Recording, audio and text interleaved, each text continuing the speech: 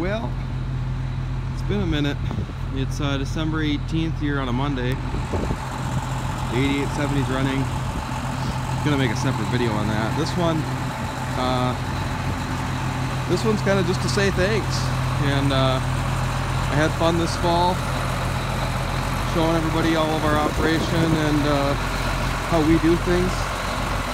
It was a blast. But as you can see, there's ice and snow on the ground, and we don't stand a chance at doing any more field work for a while. So see, this ripping looks good. It's really going to help us in the spring.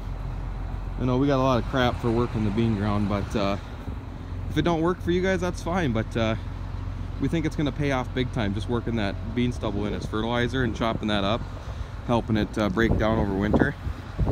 He said it was, it's going to make up some fertilizer for him. So yeah, that's doing that. He's debating putting some anhydrous on in the spring, but we probably should have put it on the fall. I don't know what's going to happen with that. I think the more likely thing that'll happen is we won't do any anhydrous, and we will put we might put a tank excuse me, a liquid tank on the front of the 8120. The 8120 is going to be on the planter and the drill. That's what our plan is.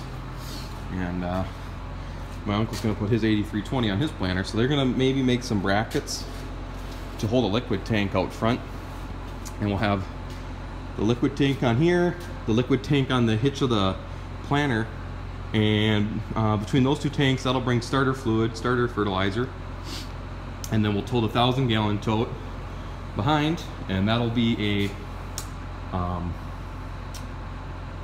the 32% nitrogen, or 28, whatever he decides to go with. But we'll side dress that with those two, what were those, Yetter 2x2s, I believe the company was, Yetter? I'm blanking right now, but the only thing is, we were looking at the lights, or he was looking at the lights, pushed one out just because obviously the tank's going to be in front.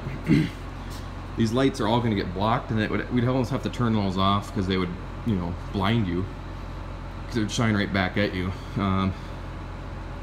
Unless we went with the saddle tanks, but he's got a tank already, so that's why it's probably going to be sitting right in front of these lights.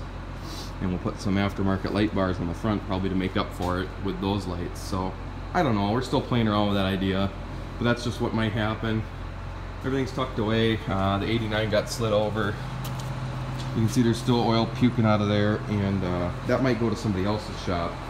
One of the local mechanics who helps us quite frequently. He just built, or he insulated his shop at his house, so he's able to do stuff at home in the winter. Excuse me. So him and his brother might put that seal in, and that one's going to John Deere right now. So yeah, you can see it's this is a Minnesota winter.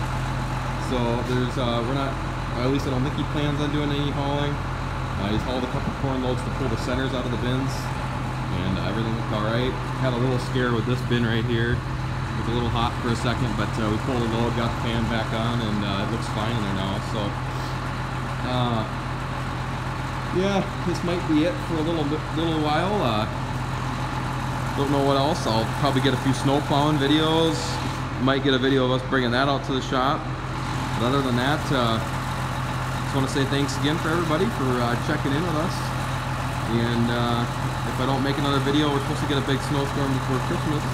Maybe I'll get a skid loader snow plowing video. But if I don't make a video, or if I don't get a chance, if you guys don't watch all those, thanks for watching, and happy holidays. We'll check you guys later.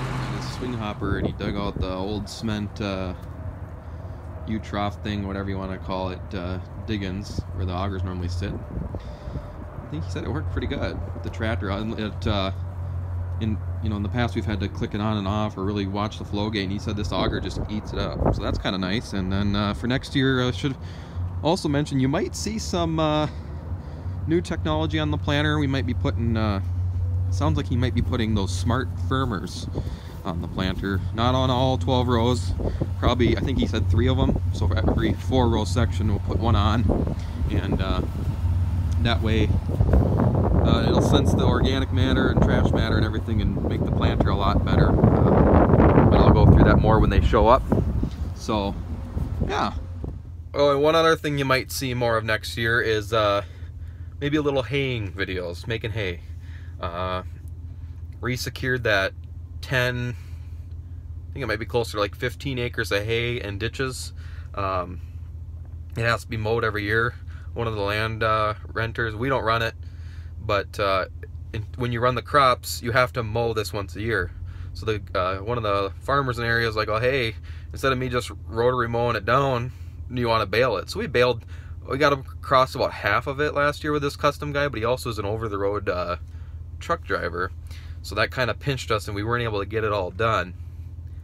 So it has to get done. So I offered to help him with his equipment, and he knows that I run a lot of, you know, the larger grain equipment out here. So I've raked hay before, but I think I might be doing some mowing and raking next year, and then he'll do the big square baling, just to make sure we can get across those acres. So you might see some hay videos next year is what is in the plans. Be a lot of big squares. We got about 25 off of only half of it last year. And if we do 2 cuttings, you know, I'm hoping to get anywhere from 50 to 75 bales, which he doesn't own bale spears, and neither do we. But I might invest in a set of bale spears to be able to handle those a little easier and get them all off the field a little in a more timely fashion, a little safer that way too. I can pick up 2 at once and stack them a lot easier. So we'll see what happens, but just some of what you can look forward to. But again, thanks for everything for checking us out this fall, and have fun chatting with everybody in the comments, asking everything, and showing you guys how we run our stuff up here in southern Minnesota. So stay warm, happy holidays, and we'll check you later.